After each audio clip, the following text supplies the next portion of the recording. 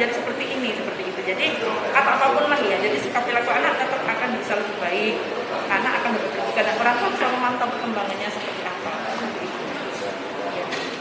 Bu, apakah ini juga atau kita ada pembayaran? Ya itu nanti kalau itu nanti berkaitan dengan pihak hukum ya, tapi kan memang kan itu juga perlu pemeriksaannya. Tapi yang jelas apapun itu yang terjadi dari kasus ini, memang sebenarnya kita semua yang berada di lingkungan seperti harus betul-betul bisa memberikan monitoring, pengawasan dan memberikan pengetahuan ya, pengetahuan ke anak. Karena kadang anak itu butuh pengetahuan, butuh bekal, sehingga dia itu nanti akan bisa mengantisipasi apa yang harus dilakukan dan yang tidak seperti itu.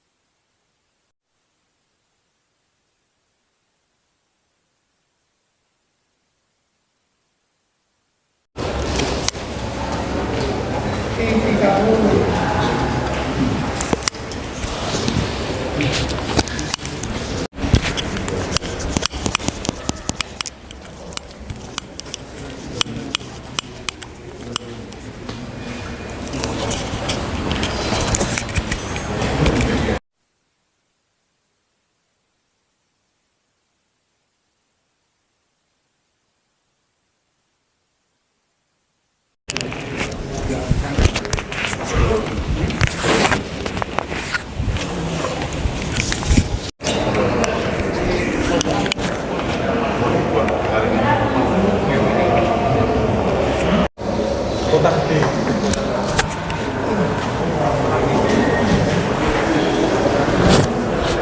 Uang palsu. Langsung.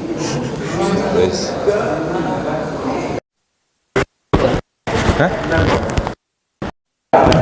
Al. Wes.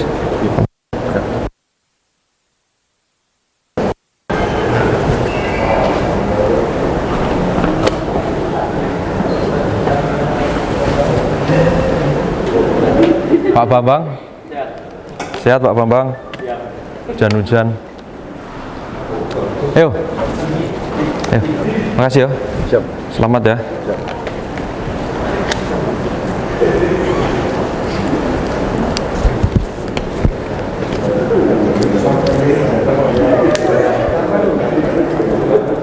Apa toh?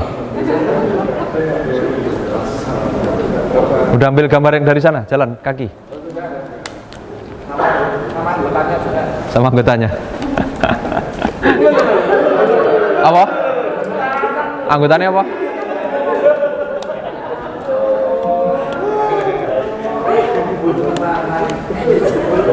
Wes, mana Bu? Bu, ini kan termasuk fenomena yang perlu perlu di apa? Komentari. Ibu sebagai akademisi, nanti kami mohon kira-kira kalau kita melihat tren anak-anak SMP dia tega rela menjual diri, itu kita melihat trennya itu agak ada banyak gitu Bu, apalagi ini melalui aplikasi online micet itu, nah sampai akhirnya kan dia jadi korban seperti ini. Nah, mungkin Ibu dari edukasinya ya, lebih ke ya psikoedukasi kepada masyarakat, kepada orang tua, kepada guru sekolah untuk lebih hati-hati mungkin menggunakan medsosnya. Jadi selain kami Gakum penegakan hukum, tapi dari sisi psikolog Ibu bisa memberikan himbauan kepada masyarakat, kepada guru-guru, mungkin kepada orang tua, juga kepada anak-anak itu sendiri. Gitu. Jadi biar nggak dari sisi kami Polri aja yang melakukan sisi penegakan hukum, tapi Ibu sebagai akademisi juga bisa memberikan pesan-pesan. Ini ya, lebih kepada psikologisnya, bukan kepada pemeriksaan itu. Buatan. Ya mungkin psikologi itu juga bisa Ibu kalau mau komentar di situ juga bisa. Tapi Oke. Ayo. Mana? Wah, ini pakai kursi nih, kursinya bagus sekali nih. Hah? Nggak usah kursi. Kenapa? Susah dengan saya ambil gambarnya dan. Oh gitu, ya wes. Kasih tuh kursinya. Padahal aku pengen duduk aku. Kursi soalnya rebutan loh, nyari kursi itu kan rebutan. Iya bagi foto. Ya? Oh kasar es krim. Aku nggak pernah jadi kasar es krim seumur umur.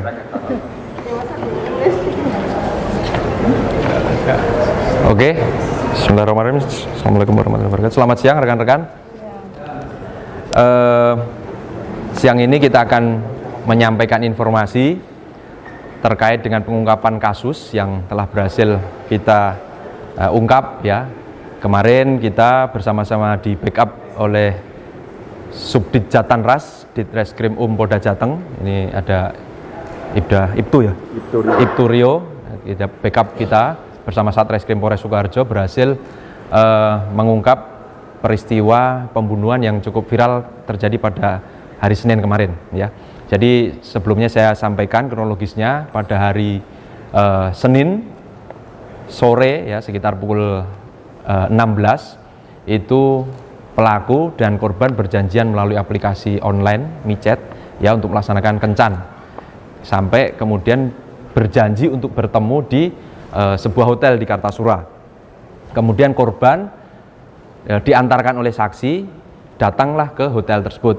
Kemudian bertemu dengan tersangka ya atau pelaku ini menyampaikan bahwasanya pelaku menyampaikan di sini hotelnya penuh. Bagaimana kalau kita kencan di tempat kos saya saja? Nah, akhirnya mereka kencan di tempat kosnya dari pelaku ini, yaitu di wilayah Kartasura juga. Saya nanti menyampaikan apa adanya, tapi rekan-rekan nanti mungkin silakan dikemas di media masing-masing ya. Saya sampaikan apa ada sesuai fakta, tapi mungkin nanti silakan kalau disesuaikan. Jadi sampai di kos-kosan itu antara pelaku dengan korban ini sempat kencan, perjanjiannya 1 jam, ya 1 jam.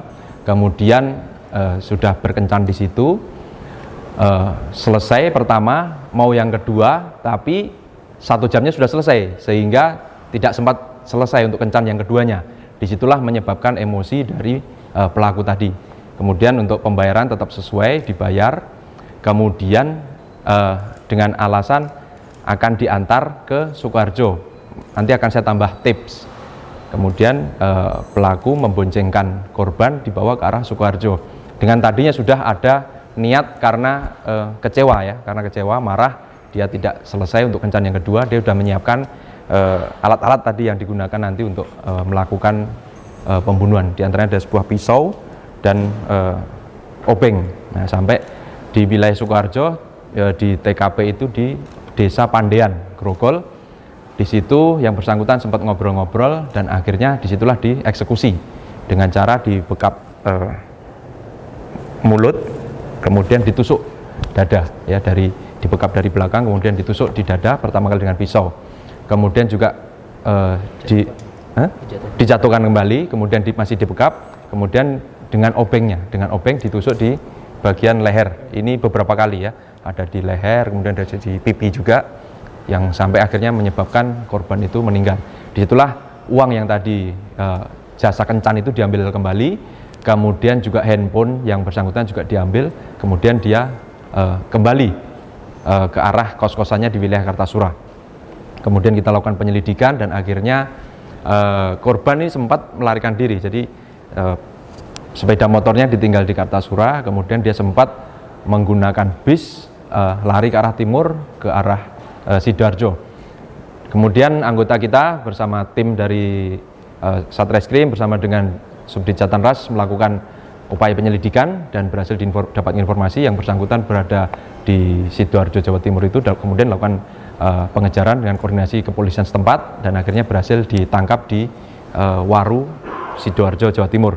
Kemudian sore hari kemarin ya, ditangkapnya sore hari pukul 17, sehingga kejadian itu sekitar pukul 18.30, kemudian ditangkapnya hari berikutnya pukul 17, sehingga praktis belum sampai 24 jam alhamdulillah sudah berhasil tertangkap pelakunya. Kemudian kita bawa ke sini sampai tadi malam kita lakukan pemeriksaan.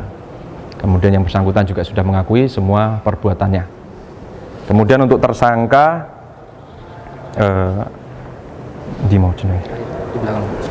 tersangka atas nama Nanang Tri Hartanto, ya. Usia 21 tahun. Ya. Aslinya Solo ya.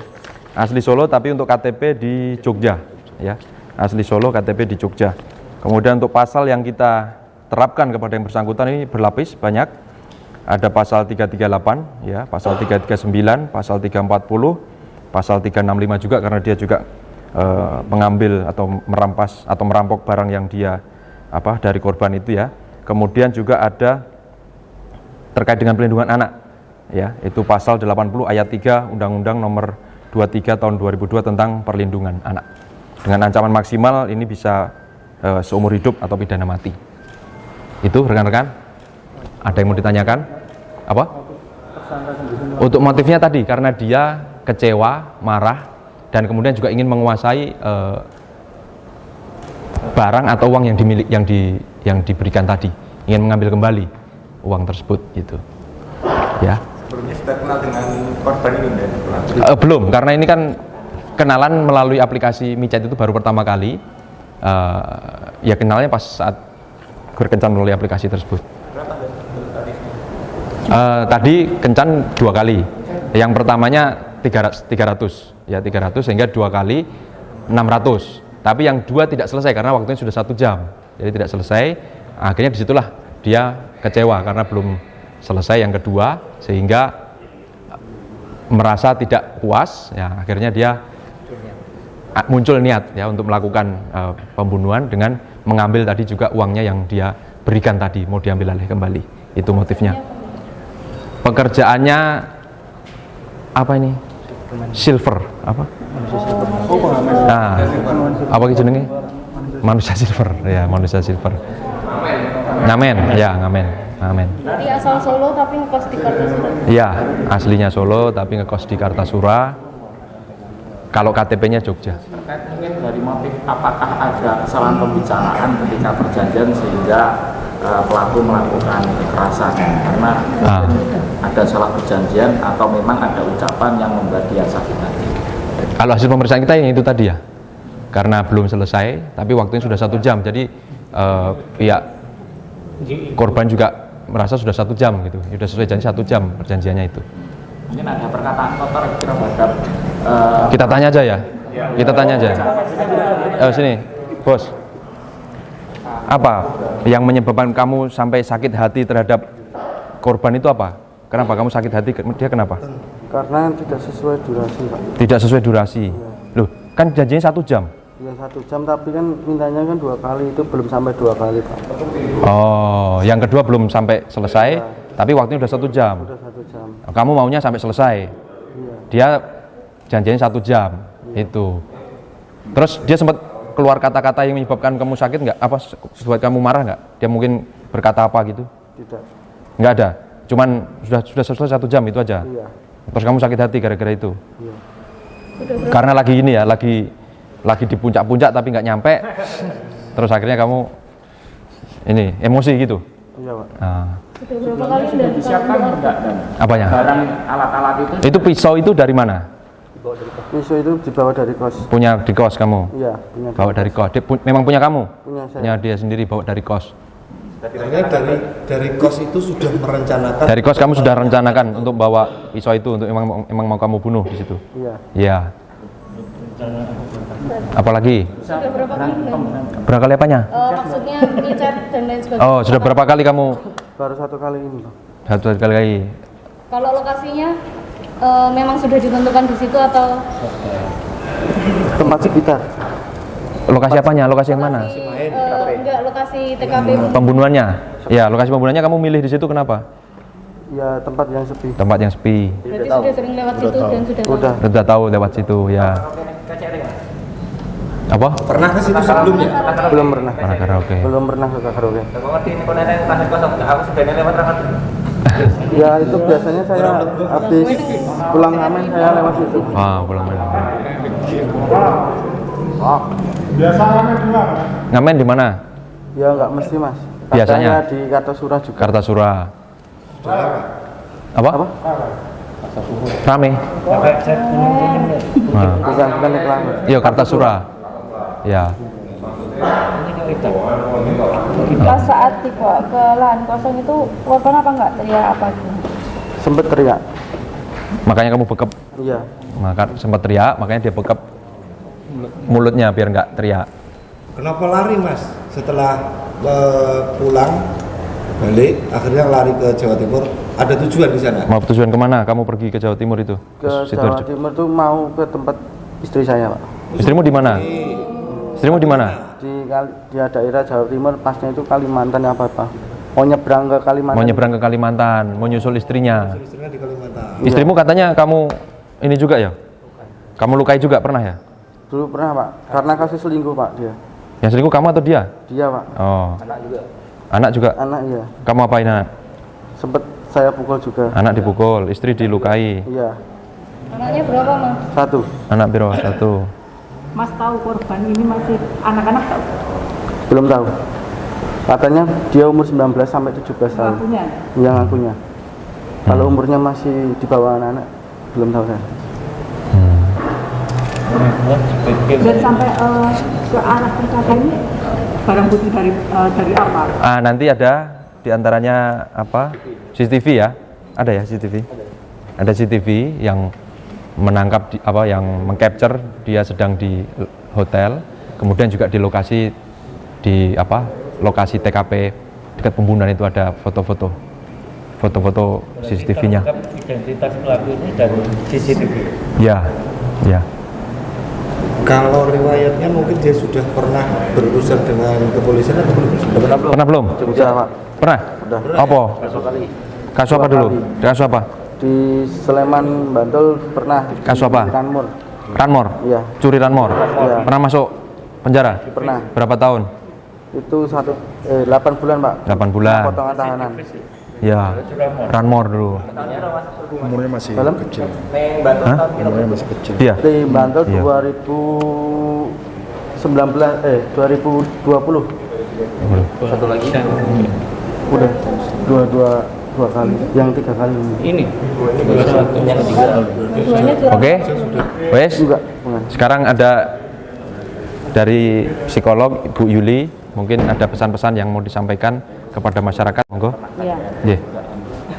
Mungkin begini ya, kan kasus remaja kan sekarang banyak ya, jadi mungkin para orang tua yang memiliki anak remaja disarankan untuk lebih memberikan perhatian bagaimana perilaku anaknya, kemudian bagaimana circle pertemanannya seperti itu ya, karena seperti kita ketahui ketika sekarang anak-anak itu banyak berkaitan dengan gadget, itu kan banyak orang tua tidak mengetahui dengan siapa dia berteman, kemudian bagaimana sosialnya, sampai kepada hal yang perlu diajak komunikasi pun keterbukaan kan tidak ada di situ, sehingga orang tua sekarang perlu betul-betul mengawasi seperti apa, kemudian bagaimana dia berperilaku, bagaimana dia bermain, dengan siapa dia bermain, sampai kepada hal yang lebih spesifik, sehingga jalin komunikasi itu penting ya. Jadi ada keterbukaan dari orang tua, ketika komunikasi itu terjalin, anak itu akan nyaman dengan keluarga. Nah mungkin ketika di rumah tidak ada komunikasi, anak itu akan mencari keluar, misalnya seperti itu, yang membuat dia itu merasa nyaman seperti itu. Sehingga mungkin ini yang perlu ditekankan lagi, pengawasan penting, kemudian pengasuhan juga sangat penting juga diperhatikan agar anak tidak keluar dari jalur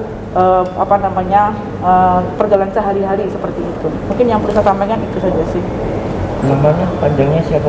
Saya Yuli Budi Rahayu, psikolog ya.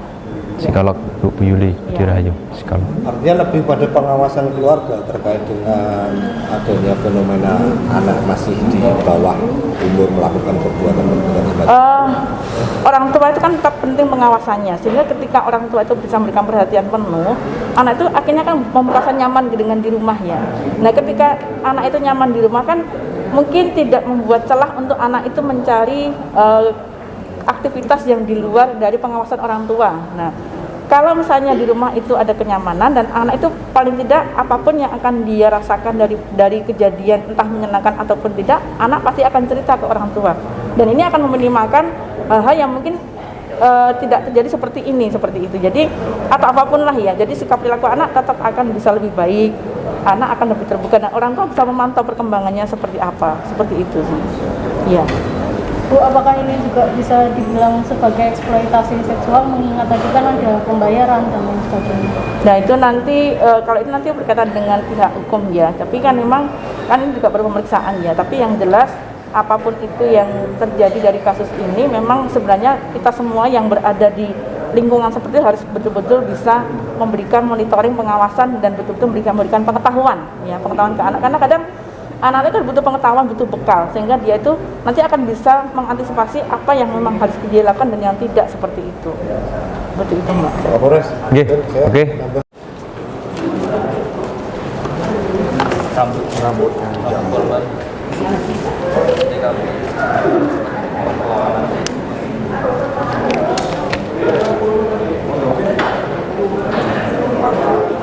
Tadi nyambung ya disampaikan mereka tadi ada eksploitasi. Artinya ketika di awal sepertinya juga ada semacam transaksi dan diantarkan oleh temannya ke mana itu, ya, apakah hotel. itu nanti juga bisa menjadi rentetan bahwa ini memang sudah ada fenomena semacam ini, memang sudah marak sekali terjadi dan mungkin bisa diungkap untuk yang mungkin siapa temannya ini bisa mungkin lima-limanya atau seperti apa? Belum, gimana? Bisa ya? Pemeriksaan. Ya, nanti akan kita kembangkan, kita perdalam di dalam pemeriksaan apakah yang bersangkutan ini individu, artinya dari pihak laki-laki ke pihak perempuan langsung, atau memang ada yang menyediakan jasa tersebut. Nah, tentunya kalau memang ada yang pihak yang menyediakan jasa semacam mucikari, itu bisa kita kenakan perbuatan pidana juga. Artinya ya, teman yang mengantarkan ke ya. mungkin mana tadi bisa juga ada kemungkinan juga untuk turut serta ikut dalam. Nanti kita perdalam apakah dia benar-benar hanya mengantarkan atau juga menikmati dari hasil itu, iya, gitu. Oke. Siap. Wes ya. BB-nya dari Polda ada mau statement? Cukup ya. Ayo pegang apa nih? Handphonenya nih.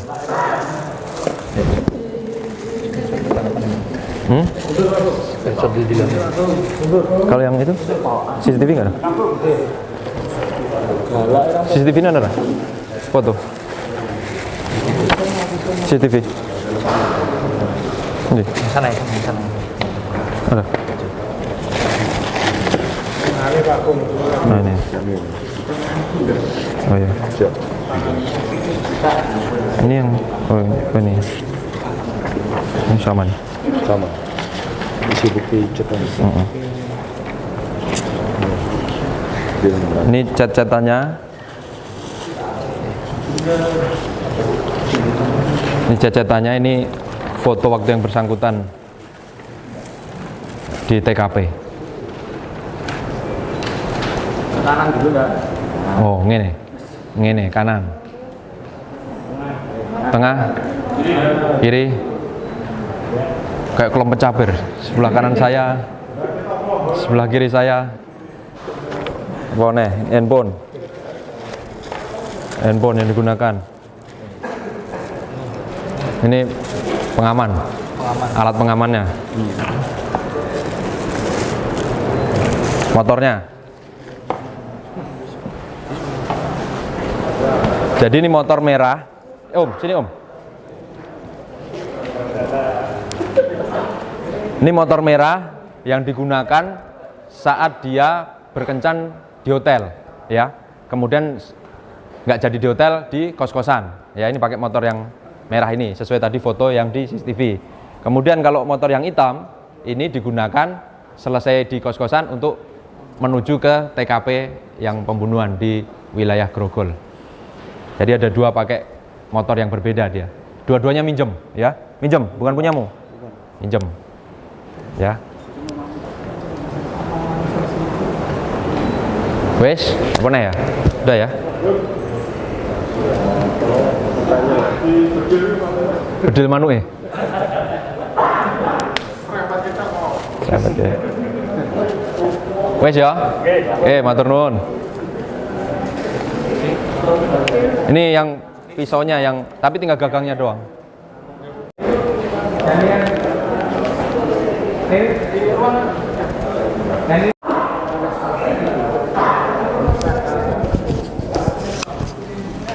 Oke, siap. Ya, dari